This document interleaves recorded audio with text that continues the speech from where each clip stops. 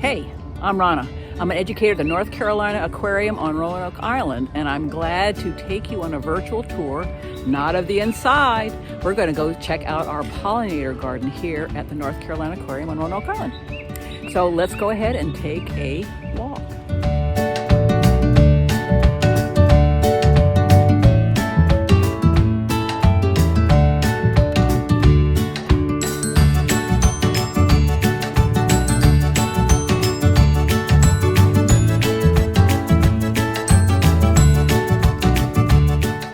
So here we are at our pollinator garden, and I'm going to introduce you to Rachel. Hi. Introduce yourself, Rachel. I'm Rachel, and I am the horticulturist here at the North Carolina Aquarium on Roanoke Island. So I take care of the pollinator garden and rain garden and indoor plants and all plant things on the property. But this is the best spot. So go ahead and show us what we got here. So our garden here is made to attract pollinators and other wildlife. Pollinators are our main focus, but the good sort of side effect of that is you also get things like tree frogs and anoles and garden spiders and birds.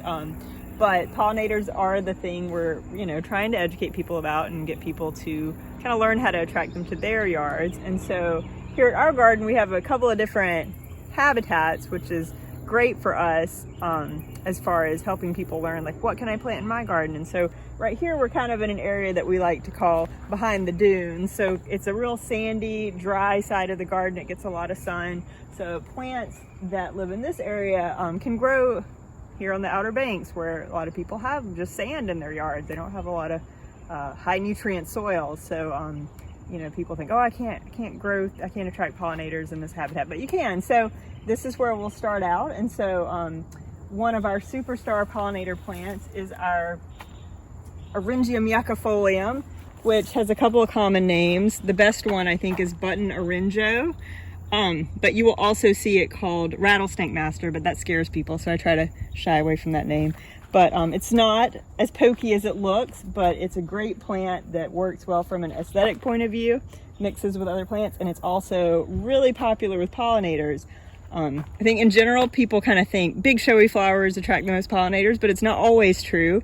This guy must have a lot of nectar because I've just shaken all the pollinators off. But this guy over here, you can see, is full of our little scollid wasp. A couple of, looks like maybe some mating action going on with some of our beetle pollinators. And should we look the other way? Maybe, I don't know. Okay. I can't really tell if they won't need privacy. They don't really seem to usually care too much. This little flower here, and a lot of the smaller white flowers are also popular with the hair streak butterflies, which are some of my favorites. So it's a great plant. People sometimes get scared of the wasp, but they don't really care about you. They're not going to bother you. They're really focused on the nectar. They're all solitary wasps, so they don't have a hive to guard. So you can just let them go about their business pollinating and not worry about yourself too much. So that's one of my favorite plants here in this area. There's something else on that rattlesnake master. What is this thing? What's a beetle? God, look at that little beetle. Or not little, it's like a June bug, huh? Yeah. What it is? You never know what you're going to find.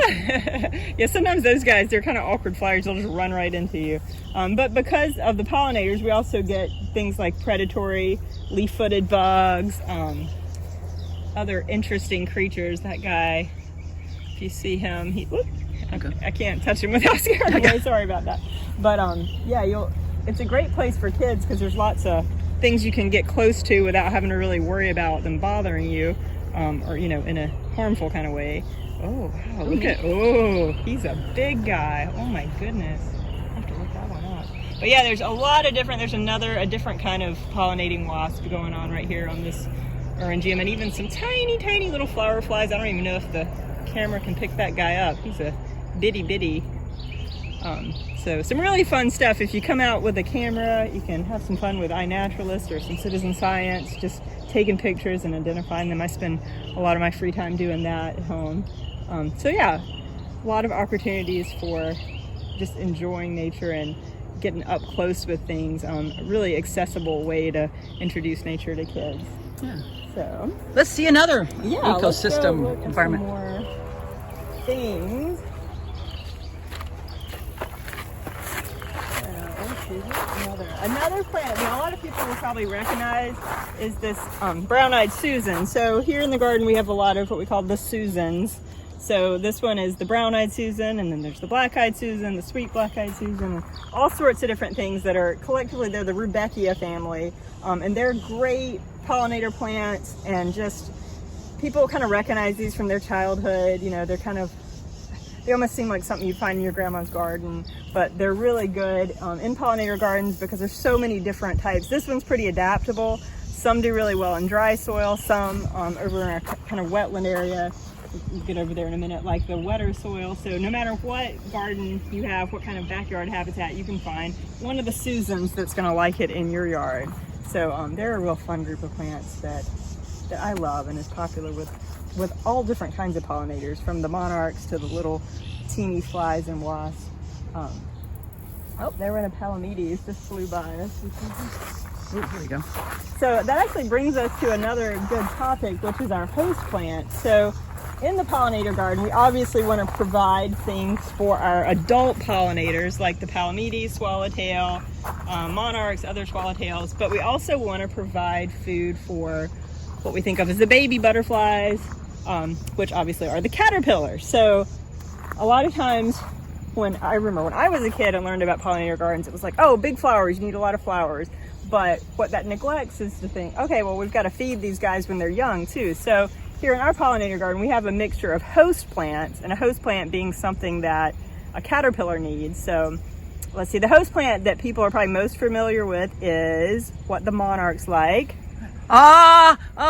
Milkweed. Yes, so we have milkweeds for the monarch. I actually just saw an adult monarch. You want to follow me? Yeah. Let's follow Rachel.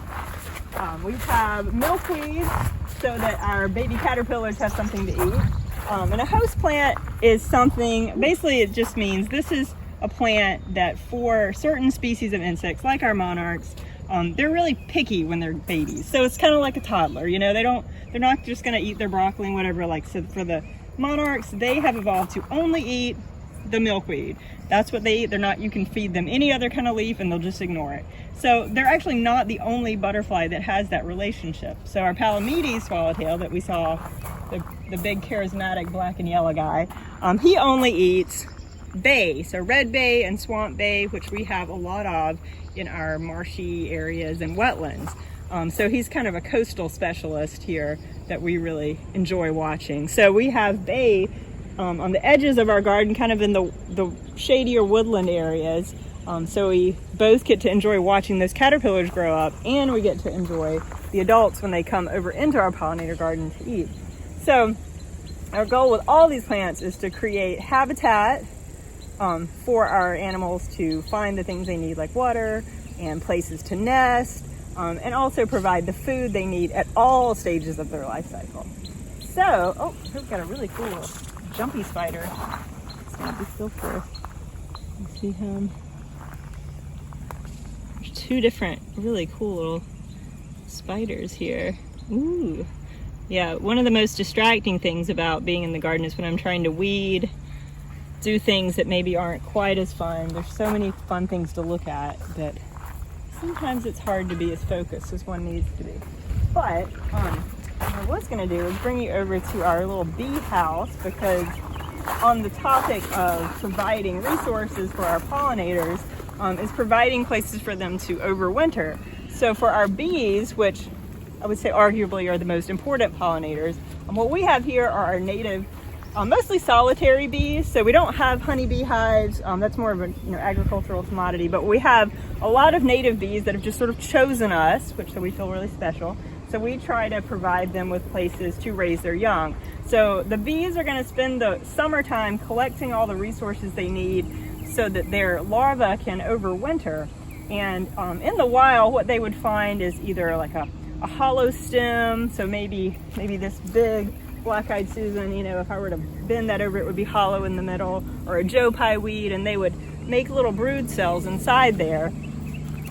So we try to, in the fall, we leave as much of this as we can. We don't just clear everything out, because we know there's lots of baby bees and other pollinators inside those stems. And we also provide some hollow tubes for them so they can have some more places to raise their young, and also just to raise awareness for visitors that these sort of hollow spaces are really important for our bees. And so when it warms up during the day, you can actually watch the bees come over and they'll be adding stuff to their little brood cells. And you can actually see a lot of these have already been capped off for the summer. So that means that those larvae will grow up in there. So these solid ones? Yes. Oh, okay. And then they will overwinter in there. And then some looks like they're still in the process of being built. But all of these are new ones that we put in the spring. So they were empty in, April. So all of these are new active nests. So a lot of times people will walk in and think they're beehives, but they're not actually beehive. They're a bee nesting box. So it's just the baby bees. And each mama bee has its own little tube it's using. So they're not like all in there together as a big hive. It's like a hotel with a lot of different rooms. But only babies live there. So kind of a weird hotel, but a nursery hotel. A nursery hotel, exactly. Okay. So what happens to the adults? Do the adults die back then in the wintertime? They did. And so then a whole new generation will start. Huh. And that's, there are some bees that overwinter as adults, but for most of the ones here, that's what they're doing. So they're either using hollow stems, logs, or that's about, I'm not going to have these percentages exact, but maybe like 40%, and about 50 to 60% actually use bare areas in the ground. So they make little like ground tunnels where they do the same thing, but in the ground. So we try to leave areas where we haven't mulched or we haven't planted on these edges, and that gives them places to do that. I really like loose sandy soil. And it's not the same as, say, like ground hornets that make a hive underground. They're not going to all erupt and come get you. They each make their own little individual nest for their babies. And it's pretty cool to watch them emerge in the spring, because when the female comes out, one way you can tell is that all the males will be waiting around the hole, and then she comes out and they're all like, woohoo! And they get really excited, and it can be kind of scary. You're like, oh my gosh, a swarm, but they literally care nothing about you at all. You can come right up to them and they're just interested in that female that's just emerged. That's their only interest. So it's pretty cool. You can get up and film them up close, and I feel like David Attenborough, but on a smaller scale. He's sneaking up on things. Exactly. Avert your gaze again. So let's see what else. So another really fun plant that we have here, it also grows up in the mountains, is the spice bush. And it is the host plant, so just like the milkweeds are for the monarch, for the spice bush swallowtail. So we have 6 different swallowtail species here on the coast, and the spice bush is one of them. It's the one, if you ever play Pokemon, the caterpie looks like the spice bush swallowtail caterpillar. And I can't promise I can find one this morning, but if you have a spice bush or a sassafras, which is its other plant that it likes, what it likes to do is find a leaf and roll it up around itself. So, I don't know, Ron, if you can see this. So there was a little guy in here at some point, and I don't think he's in there anymore. I can kind of tell. But you can kind of see he made this his little home, and then he would come out at night and chomp around. So it's pretty easy to find them if you're ever out in the garden with kids and you want to be able to show them things, really close up, hands on. They're not going to run away from you or fly away. Caterpillars are really fun ones to do. So this, I just look for a leaf that's got some munching or kind of looks folded over. That was probably an early instar because it's a pretty small, but this guy, whoever made this was a later instar because he rolled up a lot more. You can see his silk where he had it tied together. And sometimes you'll even see one and it looks like a taco, and it'll be a really big guy getting ready probably soon to make a chrysalis when they're that big. Let's see if I can find any. Oh no, a little beetle has taken over that one. So that's funny. So that's another insect using the space that the spice bush has made. So there were quite a few on here last week that were pretty big. So my guess is they've gone off to make their chrysalises somewhere in this area of the garden that are going to be really hard to find. But every once in a while you get lucky and you find a chrysalis, which is really fun because then you can kind of monitor it and wait for it to hatch out. And that is one of the most exciting things to watch in the garden out here, I think. Nice. Yeah. All we need is one more place to look. Huh. Where can we go? Things to choose from. They're just palamedes. You never know what you're going to find around the corner. We saw some birds just chasing each other. Yeah. Actually, is it okay if we just stay over here? Because there's a couple of things. I started over in that dune garden. Another place that people often think, oh, I can't garden because I have so much shade. I hear that a lot, like, oh, I can't have a pollinator garden. You have to have sun for that. And even when you read in some of the books, it'll say, oh, you need sun for a pollinator garden, but you do not need sun for a pollinator garden. There are plenty of plants that bloom, that pollinators love, that grow in shady areas. Spice bush is one.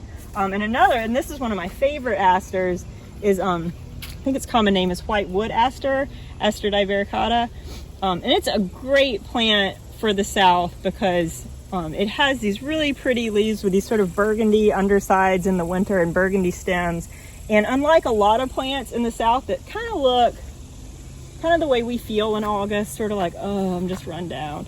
Their leaves stay pretty all summer. They don't get raggedy looking, and then they start blooming pretty early. Like this guy just opened up maybe a couple of days ago, and then in a few weeks this will just be covered in these beautiful white flowers.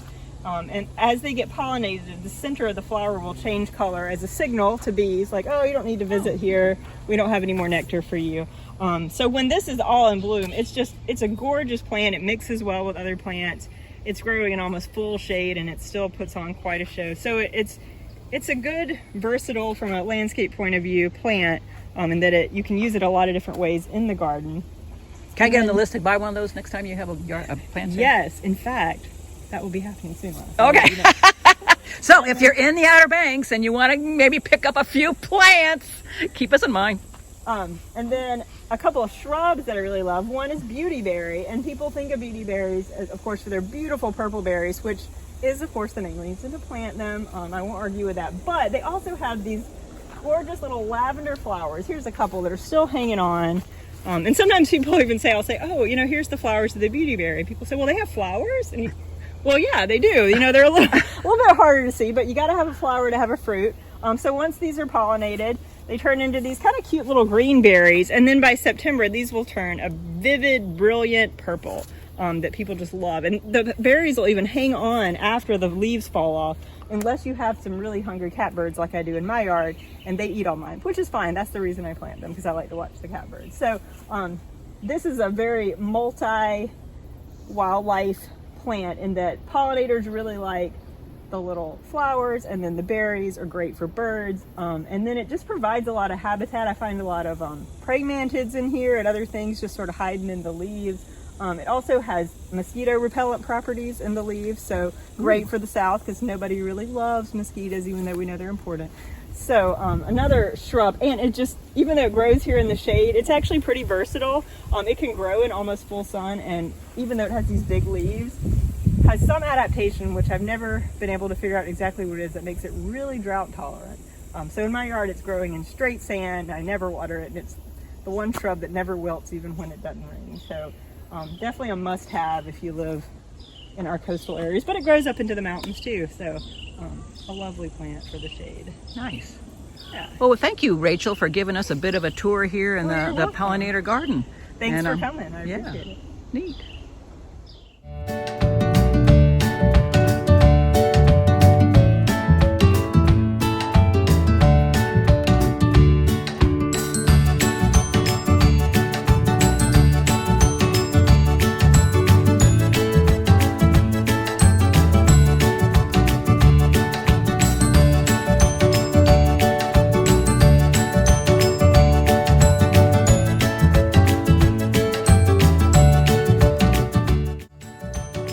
Thanks for joining me here in our pollinator garden. Hope you'll have a chance to come visit us sometime, and have a good rest of your summer.